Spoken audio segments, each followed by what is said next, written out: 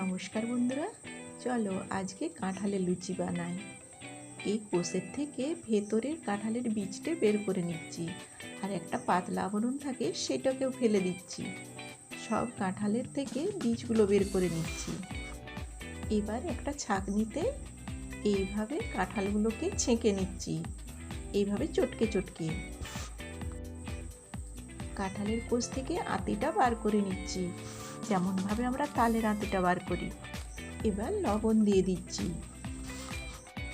কাঁঠালটা খুব মিষ্টি ছিল, লবণটা মাখিয়ে দিচ্ছি। এইবার আটা দিয়ে দিচ্ছি। এই কাঁঠালের লুচিগুলো আটা দিয়েই ভালো হয়। খুব ভালো করে মেখে নিচ্ছি।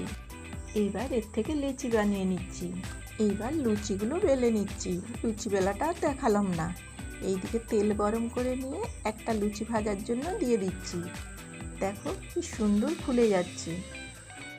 এবার উল্টে দিচ্ছি। লুচি বেলাটা দেখালে অনেকে বোর হয়ে যাবে, ওই জন্য আর দেখালাম না। দেখো ফুলকো ফুলকো কাঁঠালের লুচি।